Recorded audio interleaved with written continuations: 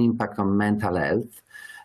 It's very important to support those who arrive with adequate reception conditions, and also improving the access to services like psychosocial support. What Italy is doing is that Italy, in fact, has one of the most advanced system for the reception of unaccompanied and separated children by the law, but those provisions are not always implemented fully. And what we know is that in many cases, children remain in reception centers that are not up to standards. They remain there for too long. They don't have enough access to education, particularly to learn Italian or to enter or get back to school. And that can create additional problems, as you can imagine. So usually it would be North Korea that's capable of this level of sort of shocking, tumult. Yeah, I would say the closest analogy in my time in Seoul, starting from 2010, would have been the impeachment of Park Geun-hye, the last time a president had to be impeached. But even that, by comparison, is starting to seem tame, at least. In that case, the impeached president more or less cooperated with the rule of law, which is really what we're seeing. This current impeached President Yoon is refusing to cooperate with the legal process in his own country. It's quite shocking. It is shocking. And let's talk about the first attempt to arrest impeached President Yoon Suk-yeol. If it had been successful, Yoon would have become the first sitting president to be arrested in South Korea's history. But how is it that the arrest wasn't successful? Surely, if they wanted to arrest a man, they could have, and the presidential security forces should have just been stood down, maybe even weeks ago. Yeah, well, first of all, he could have cooperated with the legally approved official investigation. This, by the way, is the investigation into charges of insurrection, that his announcement of the law was tantamount to insurrection, which is a high crime. So he's refused to participate with that investigation, thus sort of forcing the authorities to actually send a team to the presidential compound to get him out. And then, as you've been reporting, he ordered his, the Secret Service equivalent, many of whom are armed, of course, to refuse to allow the police and investigators to enter. So the investigative team and the police decided to sort of stand down and wait. I mean, if they had forced the issue, they have the clear legal upper hand here. But I think they wanted to avoid potentially a violent clash. It's a matter of time before the law is enforced, but it's just contributed to the sense of chaos in this power vacuum in the heart of the capital of a major economy and a major U.S. ally. So again, it's Yoon's actions, his intransigence, that's forcing this issue closer and closer to a cliff. Well, let's talk more about that. Let's dig into it. The impeachment wasn't successful on the first try, but then the second time worked. Are we potentially seeing the same situation here, where the second attempt at trying to arrest Yoon will be the one? I think so. I mean, everyone is afraid to guess what's going to happen next in South Korea because it's surprising us. But I do think that there's a sort of inevitability around the law being enforced, and that's what's essentially at play.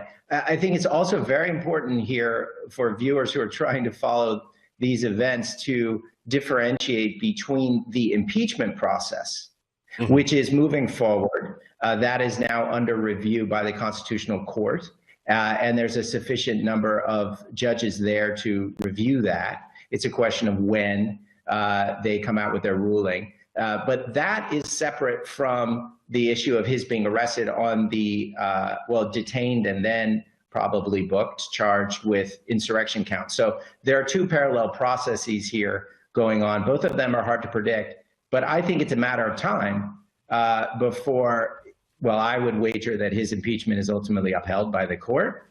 And then secondly, that he does have to face charges for the high crime of insurrection. New York judge has ruled that Donald Trump's hush money conviction will stand, but he will face no legal penalties at all. This means Trump will be the first convicted felon sworn in as president of the United States. Paula Reed has more.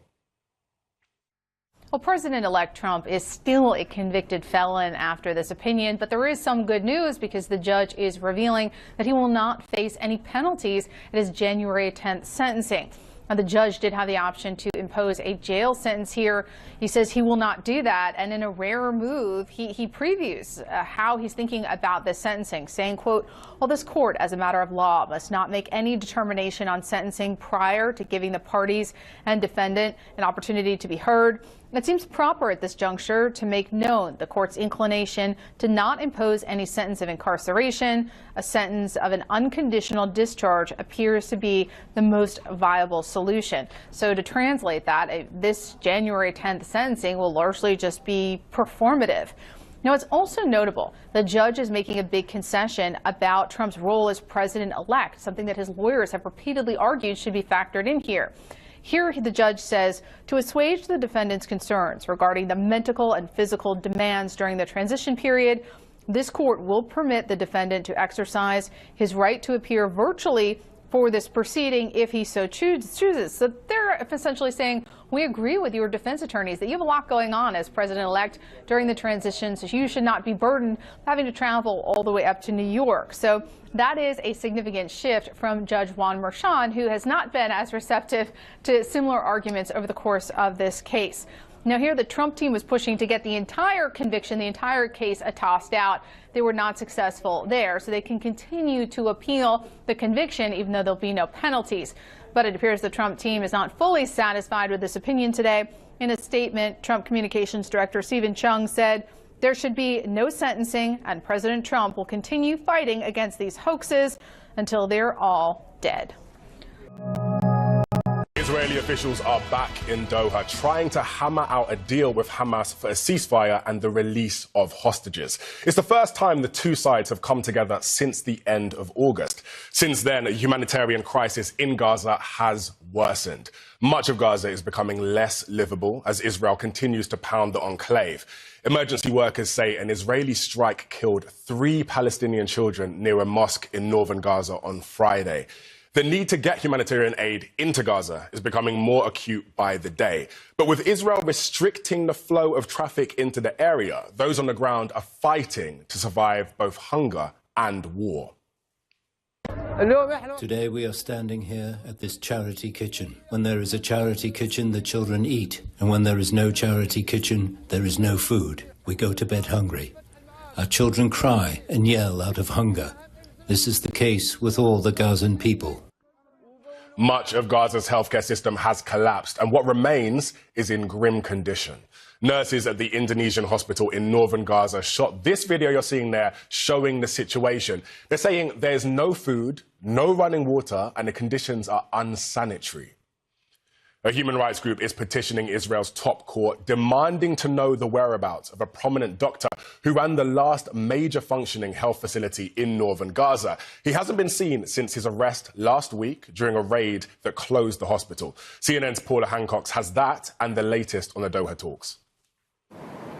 Israeli Prime Minister Benjamin Netanyahu is sending a delegation to Doha to try and hammer out a deal in the hostage ceasefire talks. Now, it is a working level delegation at this point. It's not high level, so they won't be able to really create any kind of breakthrough. That is not expected at this point. But there is cautious optimism that these talks are at least ongoing after they officially ended at the end of August with no agreement. So a working level delegation will be having these indirect talks with Hamas. And we have been hearing from sources within Hamas and also the Israeli government that there is cautious optimism.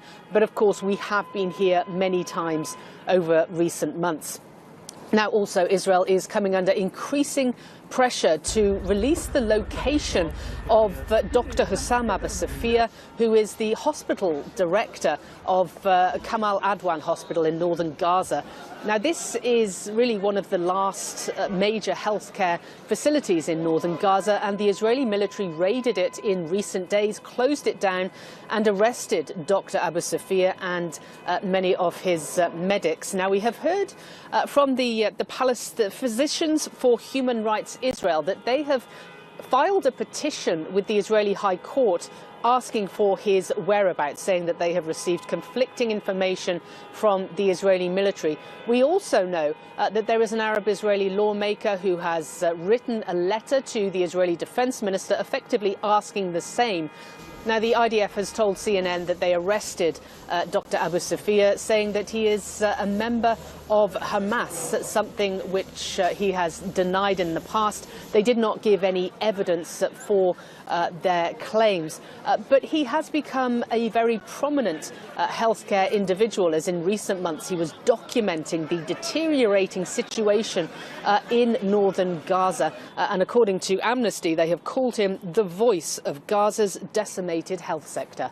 Paula Hancock's CNN, Jerusalem. New temporary barriers designed to prevent a similar attack are now in place on Bourbon Street, but there are questions about why those barriers were not in place on New Year's Eve. Omar Jimenez has the latest on the investigation. Investigators saying they've determined that 42-year-old Samsudeen Jabbar set fire to the Airbnb in New Orleans where he was staying ahead of the attack. Authorities say he set a small fire in the hallway and strategically placed accelerants around the house as part of his effort to destroy evidence. All of this as federal authorities are now warning law enforcement across the country to be on the lookout for potential copycat attacks. So you're the council member that represents the French Quarter. How would you assess the ability to prevent something like this before New Year's Day in this area? Well, seeing how it hadn't happened before, I would assume that forced to figure that we had it pretty under control. But after the events on New Year's Day, we clearly have weak spots. We clearly have vulnerabilities. I saw some of those archers on the streets, you know, those yellow ones on the sidewalks now. I mean, why weren't those there before? That is a question for our law enforcement. This is where that truck entered Bourbon Street in the early morning hours of the new year. There was a police vehicle here essentially stationed as a makeshift barrier, as some of the city's previously installed barriers were under repair. But even if a vehicle took up this entire street, you can see there still was a good amount of space to go around that onto the sidewalk, which, as we know from video, is essentially what happened. Now you see some yellow temporary archer barriers on the sidewalk, but those were not there when this attack unfolded.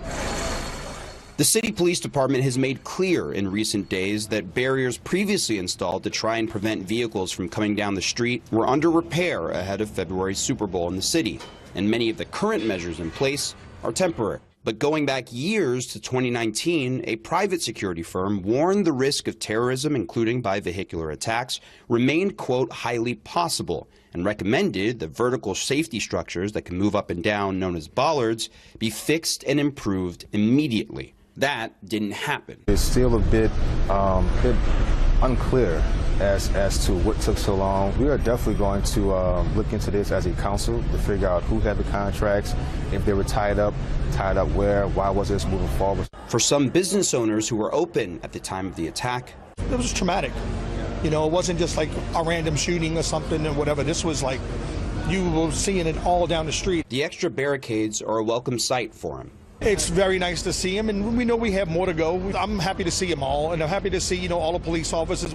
Now, obviously, here in New Orleans, we've got the Super Bowl in a month. So I actually asked that city councilman if he feels satisfied with the security measures in place right now. Well, he said those sidewalk archers are just a start for the wider safety picture that he wants to see. But then on the up and down bollards that were being repaired at the time of this attack, that approval for repair only went into effect in November, but it was known they weren't effective for years. So why the delay? Well, we learned Friday that the city council is putting in place a fact-finding committee to try and answer just that. Omar Jimenez, CNN, New Orleans.